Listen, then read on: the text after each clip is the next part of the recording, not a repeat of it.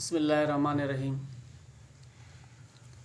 सब खां पहिरीं मां तव्हां साफ़ी ॿारनि जो शुक्रगुज़ार आहियूं जो असांजे शॉर्ट कॉल ते तव्हां हाज़िर थिया हो।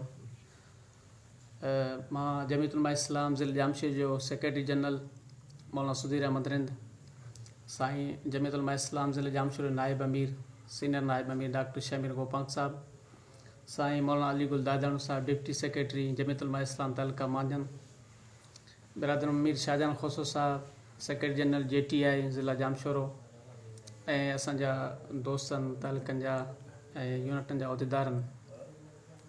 जीअं त तव्हांजे इल्म में आहे त 8 फरवरी ते पूरे मुल्क जे अंदरि जनरल इलेक्शन थी गुज़री आहे। इन हवाले सां सूबे सिंध जे अंदरि बि इलेक्शन थी, जंहिंमें हुक्मरान धुर ऐं पीपल्स पार्टी बदतरीन धांधली कई आहे ऐं उन्हनि पंहिंजे हथ टोकिया फार्मनि ते बैलेट पेपरनि ते ठपा हणी करे ऐं पंहिंजे उमेदवारनि खे ज़ोरी खटरायो आहे। उन हवाले सां क़ाइदे सिंध अल्लामा राशिद महमूद सूमरो साहब ऐलान कयो आहे त सुभाणे इंशाअल्लाहुल अज़ीज़ पूरे सिंध जे अंदरि 28 जॻहनि ते पूरे सिंध जा रोड ब्लॉक कया वेंदा। उन हवाले सां ज़िले जामशोरे जे अंदरि बि